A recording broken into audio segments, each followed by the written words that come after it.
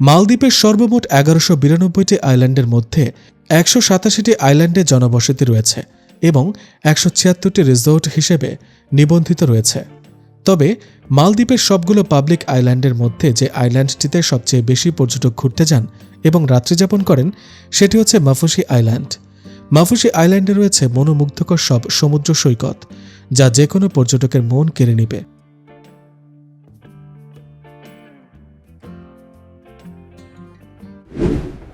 এই মুহূর্তে বাজছে বিকেল ৫টা আর আমরা মাফুসি আইল্যান্ডটা একটু হাঁটতে বেরোয়েছি।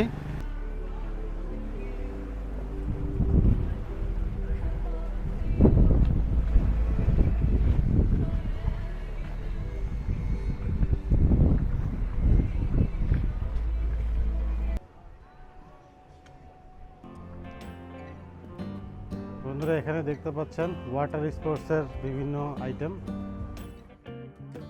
মালদ্বীপ ভ্রমণকে আনন্দময় করে তুলতে এখানে রয়েছে নানা ধরনের ওয়াটার স্পোর্টস অ্যাক্টিভিটি।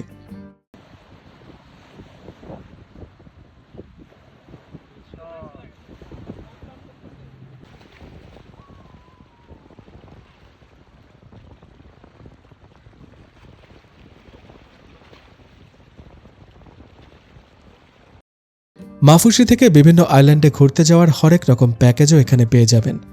আপনি যদি আগে থেকে কোনো প্যাকেজ বুক করে না যান তাহলেও কোনো অসুবিধা নেই, কারণ মাফুসি আইল্যান্ডে পৌঁছে এখানকার লোকাল ট্যুর এজেন্সিগুলো থেকে প্যাকেজ কিনে ইচ্ছা মতো আপনার সময়টাকে রাঙিয়ে তুলতে পারেন।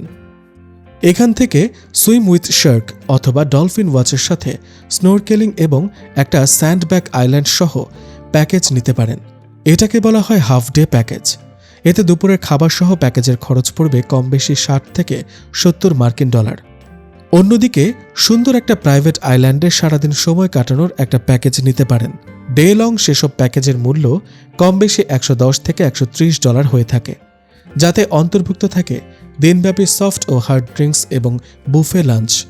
পাশাপাশি রিসোর্টে আসা যাওয়ার স্পিডবোট ভাড়া অন্তর্ভুক্ত থাকবে এসব প্যাকেজে।